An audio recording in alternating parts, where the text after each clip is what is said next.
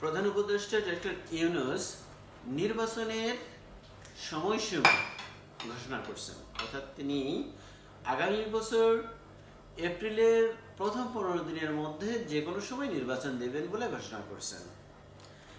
এখন আগামী বছরের এপ্রিল পর্যন্ত যেখানে বিএনপির এক ধরনের ম্যান্ডেট ছিল বা এক ধরনের আলটিমেটাম ছিল যে এই বছরে ডিসেম্বরের মধ্যে নির্বাচন দিতে হবে, সেই জায়গা থেকে পিছিয়ে এপ্রিলের 15 তারিখ পর্যন্ত অর্থাৎ 3.5 মাস পিছিয়ে গেছে। অন্যদিকে জুনের মধ্যে নির্বাচনের যে কথা বলছিল সরকার, সেখান থেকে 2.5 মাস এগিয়ে আসছে। এই যে কিছুটা পিছিয়ে এবং মধ্যপন্থায় কিছুটা মধ্যপন্থায় এসে অবস্থান করছে, যেখানে জামাতে ইসলাম তার কথা ছিল রোজার পর্যন্ত অর্থাৎ ফেব্রুয়ারি পর্যন্ত, সেই সময় থেকেও কিছুটা পিছিয়ে গেলেও জামাতে ইসলাম এবি পার্টি সহ সমমনা কয়েকটা পার্টি এটাকে সাধুবাদ জানালেও বিএনপি এবং সমমনা দলগুলো এটাকে সমালোচনা করছে এবং তৎকালীন সময়ে এসএসসির এক্সাম, রোজা, তখনকার ওয়েদার সবকিছু মিলে নির্বাচনের পরিবেশ থাকবে না বলে তারা এই বিষয়টিকে অর্থাৎ এই সময়ে নির্বাচনকে প্রত্যাখ্যান করছে। অন্যদিকে এনসিপি তাদের প্রত্যাশা পূরণ না হলে এই নির্বাচনে অংশগ্রহণ করবেন না বলে ঘোষণা করছেন, যদিও তাদের রেজিস্ট্রেশন এখন পর্যন্ত নাই, অর্থাৎ তাদের নির্বাচন করারই রাইট আজকে পর্যন্ত নাই। এখন ডক্টর ইউনূস কেন এই পর্যায়ে অর্থাৎ এপ্রিল পর্যন্ত নিয়ে গেলেন, এপ্রিলের 15 তারিখ বা মিড অফ এপ্রিল নিয়ে গেলেন?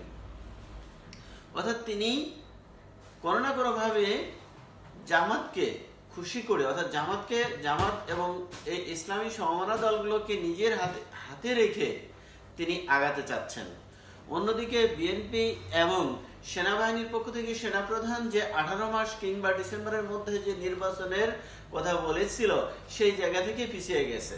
অর্থাৎ কোনো না কোনো পক্ষ এই সরকার হাতে রাখতে চাচ্ছে, এই হিসাবে জামাতে ইসলামকে এবং জামাতে ইসলাম পার্টি সহ সমমনা যে দলগুলো আছে, ছোট ছোট দলগুলো আছে, তাদেরকে হাতে রেখে, এছাড়া তো এনসিপি আছে, এই ছোটখাটো দলগুলোকে হাতে রেখে এই সরকার এগিয়ে যেতে চায়।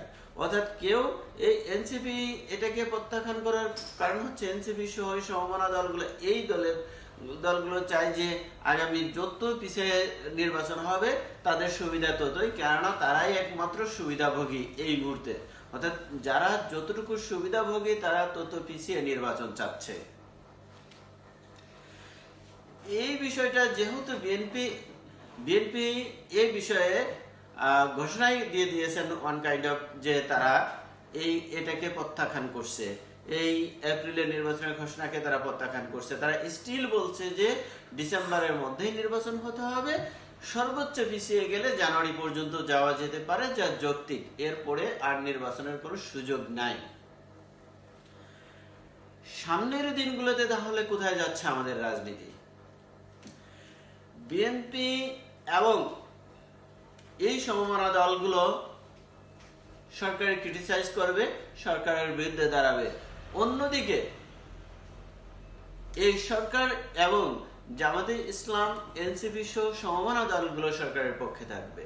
তাহলে আসলেই কি নির্বাচন এই এপ্রিলের 15 তারিখের মধ্যে হচ্ছে?